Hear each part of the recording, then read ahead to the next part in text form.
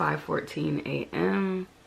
We are working on our vision board. So of course, hey, welcome back to my channel. Like, my lock screen is my vision board. One of my vision boards, I'll upload a picture on the screen. My lock screen is my vision board. My wallpaper on my laptop is my vision board, which I will show you guys. Then I have a like old-fashioned with like a cork board and pictures that I got from Pinterest. I've never really been like the magazine cutout type. I just go and get the exact pictures that I want, that I see for myself, and put them on my vision board. But yeah, this video is about vision boards and what exactly they entail, how to make one, how I make mine. I'm just gonna give you guys a quick rundown of how I make mine, because obviously mine are already made. I didn't film it, but basically I go on Canva, and for me personally, I like to have digital copies of, I like digital versions of things. So I have a digital version of my my vision boards. The one on my laptop is pretty much like school and business related, because that's typically what I use my laptop for.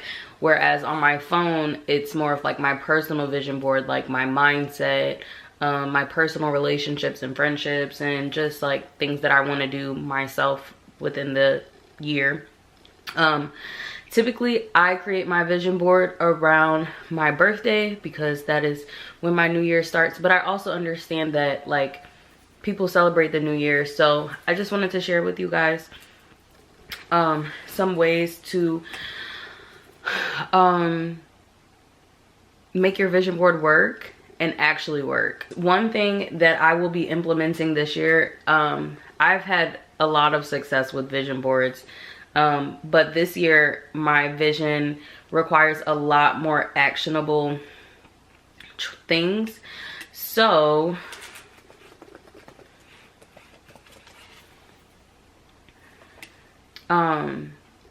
yes, especially because of my business and school, I'm going into next summer I'll be going into my last year of grad school. So I have a lot of things that I need to accomplish post grad school, as far as like licensing exams and things like that. So I definitely have to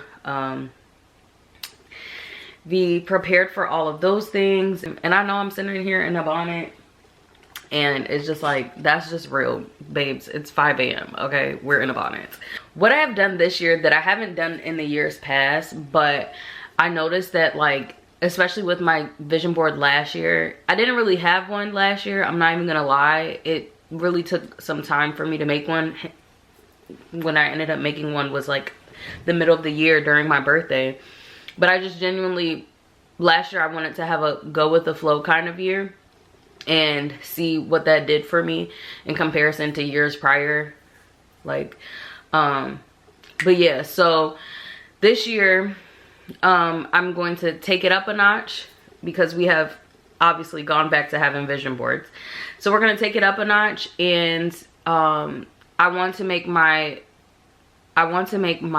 vision board and my goals, I want to break down what I need to do to get them, because it's all nice and cool to look and see like the vision that you have for yourself. But sometimes with the vision boards, and especially with them becoming more popular, which I feel like is a great thing, because I feel like people need to aspire to be more. They need to aspire to live the lives that they want to live. But I think we get so hung up on like just the activity of doing a vision board party that by the time the year comes, we get lost, and we are not doing things that align with what our vision for ourselves is. This year I have decided to make a SWOT analysis for 2026. I basically just made a chart, and maybe I'll make a template that I can share with you guys. It'll be very, very basic, because babes, basically my SWOT analysis is just a simple table chart of goals that I have for this year. And what a SWOT analysis is basically a way to break down how to make something attainable, or like weighing out, almost like a way to weigh out the pros and the cons. Let's break down what the word SWOT means, and then I can explain it a little bit better. So SWOT is SWOT, and it stands for strength, weakness, opportunities, and threats.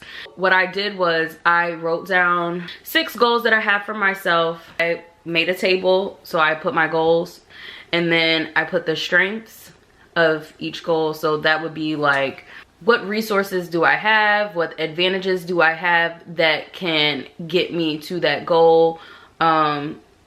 What has been working well that gets me to that goal? And then for weaknesses, what we'll use is what am I lacking? What do I need to, you know, hone in on more that that can help me get to my goal? Opportunities, it's looking at like how is this goal beneficial? How is it impactful? What is the benefit? Basically, what is the benefit of this goal? And what have I been doing that works for me in reaching this goal, if that makes sense? Like, what are some small things that, you know, can happen that I do already that helps me in getting that goal? And then threats, and threats are basically like any challenges that may arise and stuff like that. And I feel like for me, it's a great form of reference. Make my goals seem more realistic. It brings my goals to my reality, because like sometimes we have goals that may seem, I don't ever want to call anyone's goals far-fetched, but we have goals that are, you know, extremely large, and they may be completely different than what we're used to normally. And because we're disrupting our norm, we have to make our goals fit into our reality as well. So with that being said, that is what I'll be implementing this year. Also implementing a logic model. So what a logic model is it's just a visual, like if you go on Google, the AI overview definition of what a logic model is, because I'm going to read it to you guys. It's a visual roadmap that illustrates how a program's resources, their inputs, are used in activities to produce direct results, outputs, leading to desired short-term, intermediate, and long-term outcomes, ultimately achieving an impact or goal. So with that being said, I definitely implore you guys to explore and research the difference between the two and which one you feel like would be more beneficial to you, which model. For me personally, I don't see anything wrong with doing both. The goal is the same. It's a great way to look at your goals more in depth and look at the qualities that you possess and you already have that can get you to where you want to go. Because a lot of times people think they're starting from a blank slate, but this is a great way to sit and reflect and see that, like, you know, maybe you're not starting from a blank slate. Maybe you already have like a lot of tools that you're not utilizing to their best ability to get to where you want to go. So this is just a quick video. I know I look very crazy. Like I told y'all, I'm up working and on my own SWOT analysis, and I was just like, I feel like this is like great information for people to have going into the new year. So I was like, let me get up and try to make a video really fast so that you all can have this information before the new year comes. I'm gonna try to get this video out before New Year's. But also, guys, I do want to also express that, like, yes, New Year's is New Year's, but your vision can change at any point throughout the year. So this can be a video that you reference, you know, months from now, because sometimes, And like I said, I didn't really get my vision until halfway into the year last year.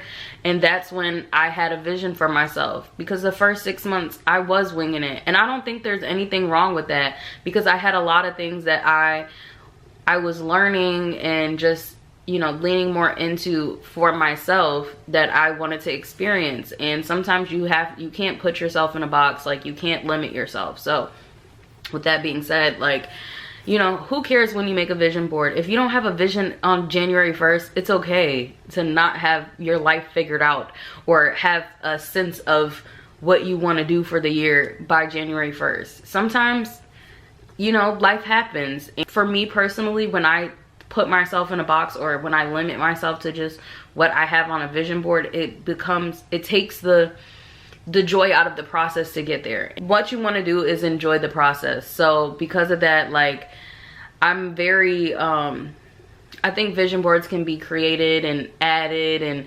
edited throughout the year. I hope you guys enjoyed this video. I hope you find this video helpful. I am probably going to make a template for you guys on Notion, if you would like that. It's gonna be a very basic template, like I said, but it's gonna be helpful for those who may need it. And I'll put like a little descriptor in each thing. I'm not gonna make a logic model template only because I'm not really doing a logic model for myself. But if you feel that you know, that method is more for you, I'm sure there are templates out there of logic models.